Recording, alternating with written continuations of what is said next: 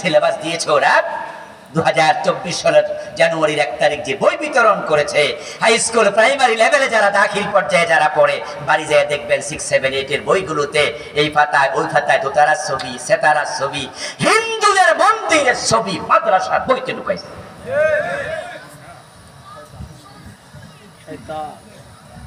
ইসলামকে তারা সব জায়গা থেকে নির্বাসনে পাঠায় দেওয়ার জন্য চেয়েছে। আর আপনারা খুশি 92% মুসলিম, বেহেশতে আমি না যাইয়া যাবো কেনা? এত সোজা বুঝি জান্নাত?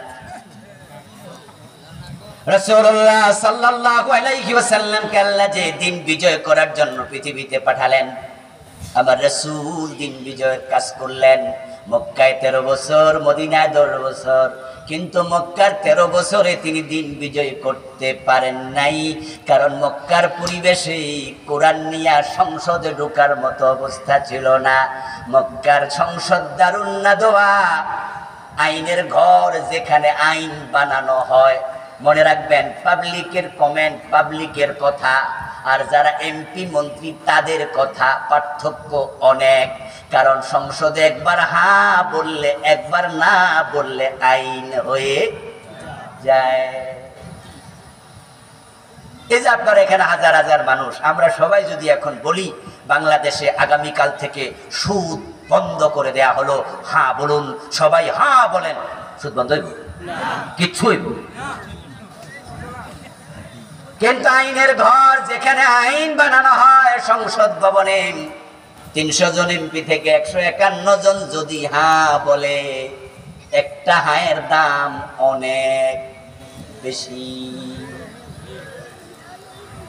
ওখানে যদি বলে ছুরি ধরে হাত কাটা হবে, আপনারা হ্যাঁ বলুন, আর আমাদের নেতারা হ্যাঁ বলেন, পরদিন থেকে আইন হয়ে যাবে।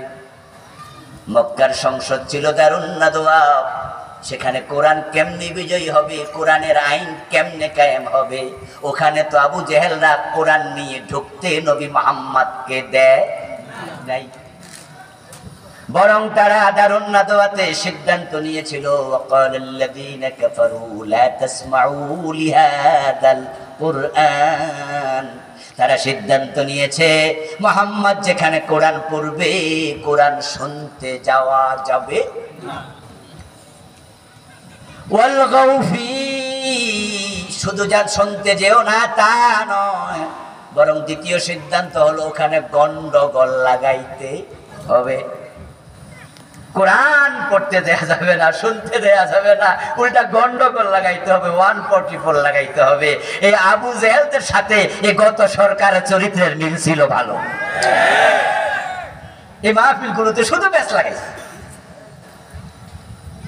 এই যে আজকে কথাগুলো বলতেছি, রাগে ক্ষোভে তো কিছু কইতাছি। কবি নজরুল বলেছিলেন, বন্ধু গো সহিতে পারি না বড় বিষ জ্বালা এই বুকে, দেখিয়া শুনিয়া খেপিয়া গিয়াছি তাই যাহা সে কই মুখে। রক্ত তো ঝরাতে পারি না একা, তাই লিখে যাই এই রক্ত লেখা। আমাদেরকে কোরআনের ময়দানে বাধা কেন দিয়েছ? দেহাতেই তো আজকে তোমরা কথা শুনছ। আমরা কোরআনের ময়দানে এসে তো বাপ দাদার কিচ্ছা বলি না, আমার বাবার কথা বলি না, আল্লাহর কোরআনের কথা, রাসূলের হাদিসের কথাই তো বলি।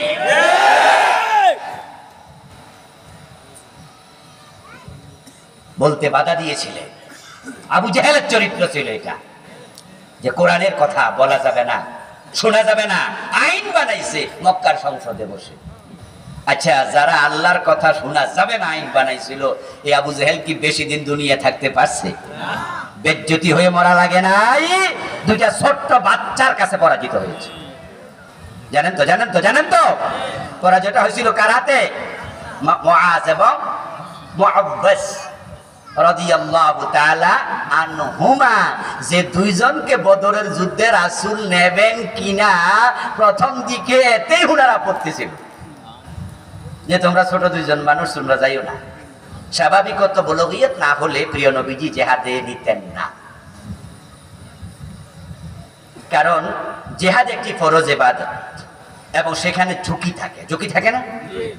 হ্যাঁ না কিছু কন না, হিয়ম না করলেও বলি, কি জেহাদের ময়দানে ঝুঁকি আছে না নাই?